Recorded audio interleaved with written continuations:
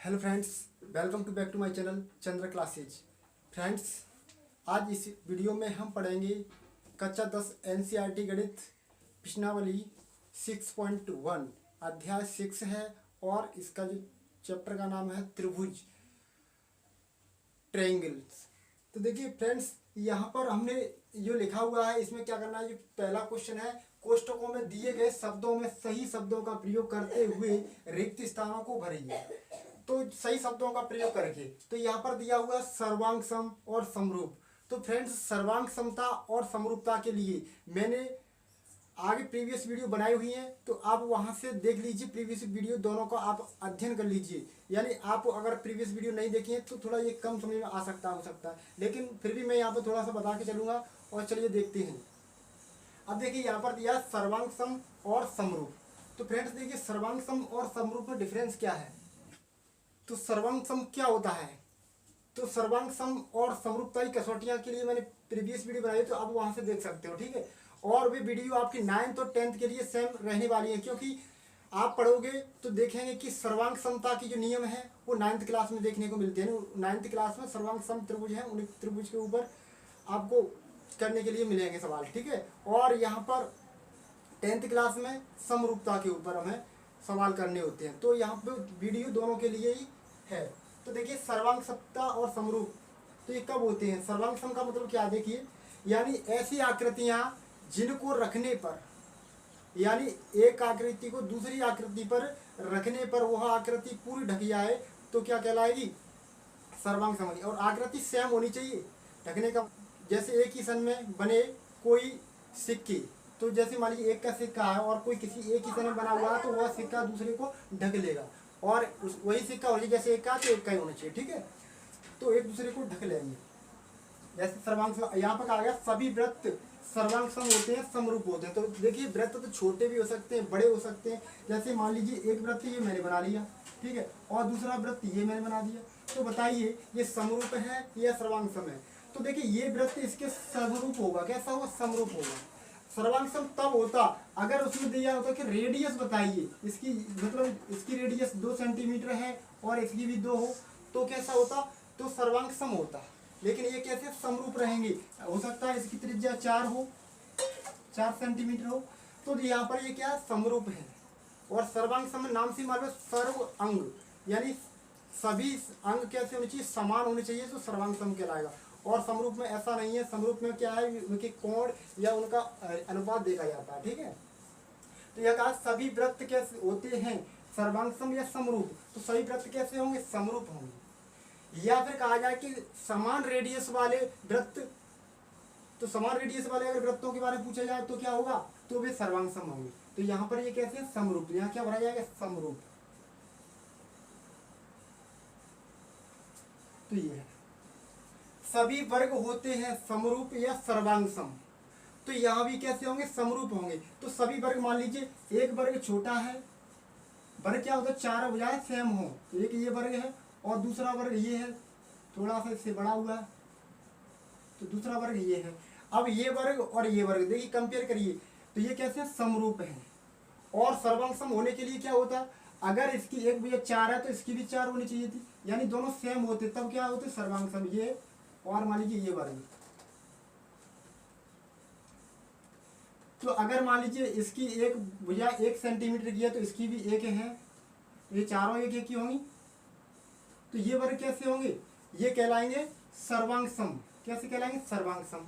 But ये वाले कैसे है, समरूप है, क्योंकि देखने में तो एक ही लग रहे हैं, लेकिन यहाँ पर आकार छोटे बड़े हैं, यानी इसको उठा करके इस पर रखेंगे तो ये इसे ढक नहीं पाएगा, और ये आकार इसको ढक लेगा, तो ये कैसा होगा, सर्वांग सम होगा। तो सर्वांग सम आकृति, जैसे कोई मान लीजिए बुक है और किसी बुक के पृष्ठ होते हैं आपस में, कैसे होते, सर्वांग सम होते हैं, यानी दूसरा उसको ढक लेता है।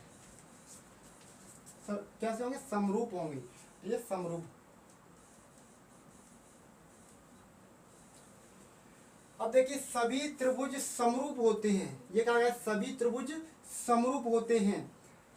तो कौन से त्रिभुज समरूप होंगे, समद्विबाहु या समबाहु। तो सभी समबाहु त्रिभुज कैसे होंगे, समरूप होंगे। तो समबाहु मतलब देखिए, समबाहु में तीनों भुजाएं बराबर होनी चाहिए। ये इसकी देखिए तीनों बराबर होंगी, और ये कोई त्रिभुज मान लीजिए, हमने ये मान लिया, तो इसकी भी तीनों भुजाएं कैसी हैं, बराबर हैं, यानी ये तीनों आपस में बराबर हैं, इसकी भी तीनों आपस में बराबर हैं। तो ये कैसा होगा, समरूप होगा। तो ये कैसे होंगे, समरूप होंगे। और कैसे, समबाहु त्रिभुज आपस में समरूप होंगे। लेकिन समद्विबाहु के बारे में क्यों नहीं कह सकते हैं, क्योंकि उसकी दो भुजाएं मालूम नहीं कौन सी दो भुजाएं हैं बराबर हैं। तो ये यहाँ पे क्या भरा जाएगा, तो यहाँ पे भरा जाएगा समबाहु, समबाहु। चौथा रिक्त स्थान देखिए, भुजाओं की समान संख्या वाले दो बहुभुज समरूप होते हैं, तो उसके लिए कंडीशन है यदि उनके संगत कोण कैसे होने चाहिए, उनके संगत कोण बराबर और कैसे होनी चाहिए, समानुपाती। तो यहाँ क्या भरा जाएगा, बराबर, बराबर और यहाँ पे समानुपाती, समानुपाती। यानी कोई भी बहुभुज है, बहुभुज मतलब क्या होता है, यानी दो भुजा से ज्यादा या एक से अधिक भुजा हो तो बहुभुज कहलाएगा। मान लीजिए कोई त्रिभुज ले लिया, चतुर्भुज ले लिया, मान लिया हमने चतुर्भुज ले लिया, ठीक है, और उनके अगर संगत कोण बराबर है, तो ये वर्ग है मान लीजिए, और ये भी वर्ग है, तो ये भी मान लीजिए कोई वर्ग है, तो ये संगत कोण मान लीजिए ये कोण 90 डिग्री का है, तो ये भी 90 का होगा, और ये भी 90 का, ये भी 90 का, तो ये 90 के होंगे ना सभी। तो ये संगत कोण, इसके संगत ये होगा, और इसके संगत ये कोण होगा 90 डिग्री, और इसके संगत ये वाला होगा 90 डिग्री, और इसके संगत ये वाला होगा 90 का। तो देखिए संगत कोण बराबर, और भुजा कैसी होंगी, समानुपाती या फिर आनुपातिक, ठीक है। तो अगर ये 2 है तो ये मान लीजिए 4, अगर ये वाली 2 है तो ये 4, और ये 2 और ये 2, तो ये भी 2 और ये 4 और ये भी 4 की होंगी। तो भुजा कैसे होंगे, आनुपातिक। तो फ्रेंड्स देखिए, हमने यहाँ समरूप और सर्वांग सम के बारे में पढ़ा, तो एक बार और समझ लीजिए। सर्वांग सम वे आकृतियां होती हैं, एक आकृति को दूसरी आकृति पर रख ले वो ढक ले। तो कोई भी उदाहरण हो सकता है, जरूरी नहीं है कि त्रिभुजी हो, किसी का भी हो सकता है, वृत्त हो। जैसे मान लीजिए मोबाइल का कोई भी सेट है, और जिस मॉडल नंबर का दूसरा मोबाइल है उसी का सेम कैटेगरी का, तो एक दूसरे के ऊपर रख ले तो एकदम फिक्स आएगा उसके ऊपर। तो ये क्या है, सर्वांग सम आकृतियां कहलाएंगी। लेकिन मॉडल उसका अलग हो जाएगा, कलर के बारे में बात नहीं हो रही है, ठीक है। तो सभी जो मोबाइल क्या होंगे, यानी सर्वांग सम होंगे। और समरूप कैसे होंगे, और जैसे आकार में छोटे बड़े हों तो कैसे कहलाएंगे, समरूप, ठीक है। तो आप स्क्रीनशॉट ले लीजिए। चलते हैं नेक्स्ट क्वेश्चन पर। चलिए फ्रेंड्स, क्वेश्चन नंबर 2 को करते हैं। तो क्वेश्चन नंबर 2 में क्या है, निम्नलिखित युग्मों के दो भिन्न भिन्न उदाहरण दीजिए। समरूप आकृतियां। नंबर 2, ऐसी आकृतियां जो समरूप नहीं है। तो पहले हम बताएंगे समरूप आकृतियां। वैसे ही मैंने अभी बताया था समरूप आकृतियां क्या है, तो यानी देखने में सेम हो लेकिन उनका जो आकार का साइज है वो कैसा होना चाहिए, आनुपातिक होना चाहिए। ये जाऊंगा, ठीक है।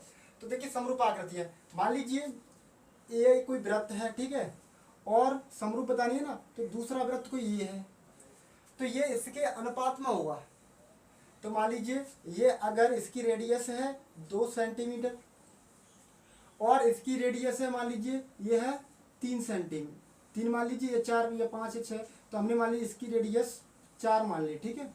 तो इसकी जो रेडियस है आनुपातिक होगी, कैसी होगी, यानी 2:4, यानी R1 अनुपात R2 क्या होगा, 2:4। या इसको ऐसे भी कैसे काटेंगे अनुपात को, तो 1:2, ये भी हो सकता है इसका रेशियो। तो हमें क्या चाहिए, समरूप आकृतियां हैं, यानी सभी वृत्त कैसे होंगे, सभी वृत्त कैसे होंगे, समरूप होंगे। तो आप सभी वर्ग ले सकते हो, सभी वर्ग, तो सभी वर्ग भी क्या होंगे, समरूप होंगे। जैसे यह को कोई वर्ग है और यह भी कोई एक वर्ग है, तो ये कैसा होगा, क्योंकि देखिए इसका एंगल होगा इसके बराबर होगा, ये एंगल होगा ये इसके बराबर होगा, ये वाला इसके बराबर होगा, ये इसके बराबर होगा। और भुजाएं कैसे होंगी, आनुपातिक होंगी। मान लीजिए ये 3 है तो ये मान लीजिए 6, और ये तो सब भर गया तो चारों भुजाएं कैसी होंगी, सेम होंगी। ये 6 सेंटीमीटर, ठीक है। मात्रक ले लीजिए, यूनिट सेंटीमीटर।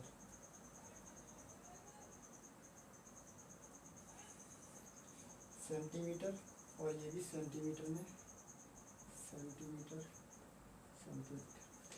तो ये सभी वर्ग कैसे होंगे, समरूप आकृतियां होंगी। तो समरूप आकृति के विभिन्न उदाहरण हो सकते हैं, ठीक है, बहुत उदाहरण हो सकते हैं। मान लीजिए जैसे बिस्कुट है, बिस्कुट के ये पार्ले के जो बिस्कुट आते हैं तो वे कैसे सर्वांग सम हो जाएंगे, तो वहां पर वो सर्वांग सम हो जाएंगे। तो सभी सर्वांग सम जो आकृति होती हैं वो भी समरूप आकृतियां होती हैं। सभी सर्वांग सम आकृतियां समरूप होती हैं, लेकिन सभी समरूप आकृतियां जरूरी नहीं है कि वे सर्वांग सम हों। और नंबर 2 में देखिए, तो हमें दो भिन्न भिन्न उदाहरण देने थे, ठीक है। ऐसी आकृति जो समरूप नहीं है, तो मान लीजिए एक हम क्या लेते, एक ले लिया त्रिभुज, ठीक है, बड़ा सा ले लीजिए, एक कोई त्रिभुज ले लिया और एक ले लिया कोई वर्ग। तो एक त्रिभुज, तो त्रिभुज और एक वर्ग, तो ये क्या सर्वांग, ये समरूप हो सकती हैं? तो ये समरूप नहीं हो सकती हैं। क्यों नहीं हो सकती हैं? क्यों, ये तो एक त्रिभुज है, त्रिभुज के देखो कोण मान लीजिए, अगर ये है समबाहु त्रिभुज है तो इसका कोण 60-60 का होगा और इसके कोण कितने 90-90 के हैं। तो सर्वांग सम होने के लिए जो एंगल होती, समरूप होने के लिए क्या होता है, जो एंगल होनी चाहिए सेम होनी चाहिए, तभी भी क्या होंगे, समरूप होंगे, ठीक है। तो ये समरूप नहीं है। और देखिए कुछ भी आकृति ले सकते, वृत्त ले लीजिए, एक त्रिभुज ले लीजिए, या कोई आयत ले लीजिए, और एक यहाँ पर ट्रायंगल ले लिया हमने। तो ये आकृति तो विभिन्न उदाहरण हो सकते हैं, ठीक है। और यहाँ पर देखिए कोई, यहाँ पर समबाहु त्रिभुज ले लीजिए, इसके लिए, इस कंडीशन के लिए ये समबाहु त्रिभुज ले लिया हमने। तो ये आकृति कैसी समरूप होंगी।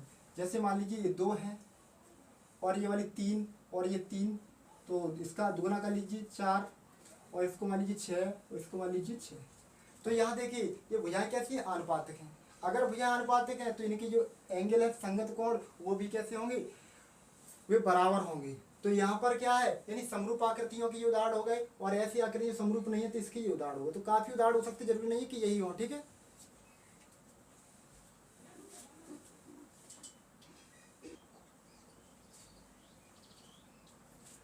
चलिए फ्रेंड्स, क्वेश्चन नंबर 3 को करते हैं। तो क्वेश्चन नंबर 3 क्या है, बताइए कि निम्नलिखित चतुर्भुज समरूप हैं या नहीं। यानी ये 2 चतुर्भुज दिए हुए हैं, ये समरूप हैं या फिर नहीं है। तो देखिए इनको हमें बताना है, तो इसका भी नाम लिख लीजिए, A B C और D, इसका नाम।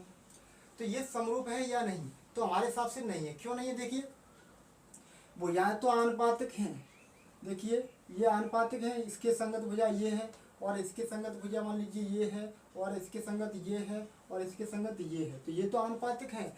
बट यहाँ पर इनके जो एंगल हैं, ये कोण हैं, वो समान नहीं है। तो कोण समान नहीं है, इस वजह से ये कैसे समरूप नहीं है। यानी समरूप होने चाहिए, अगर समरूप होंगे तो इनके एंगल क्या होंगे, बराबर होंगे। क्यों नहीं है, देखिए यहाँ पर ये तो समकोण है और ये समकोण नहीं है, तो देखिए ये तो अधिक कोण है, ये वाला जो कोण होगा अधिक कोण होगा, और ये क्या होगा, अधिक कोण होगा, और ये न्यून कोण होगा, ये भी न्यून कोण है।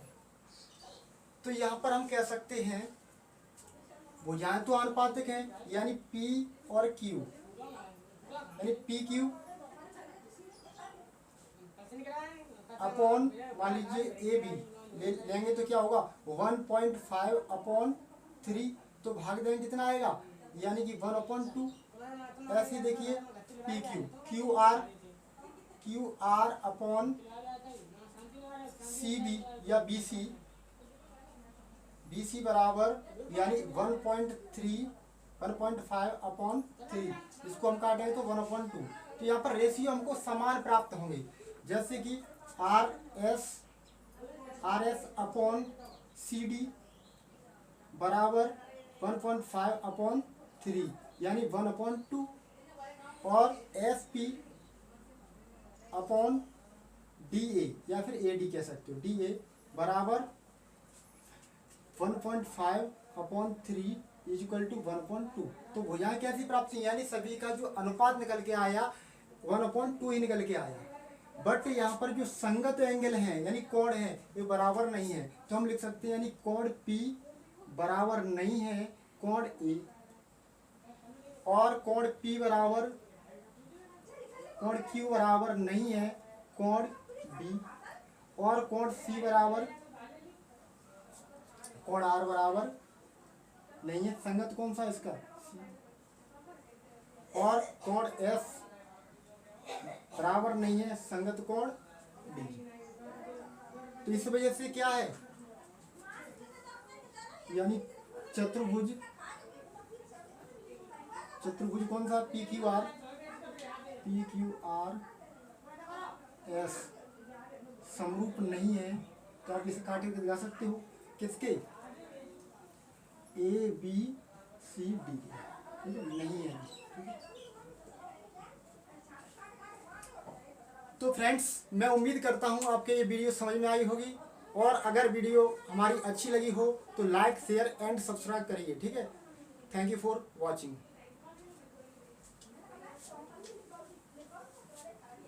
चलिए स्क्रीनशॉट ले लीजिए।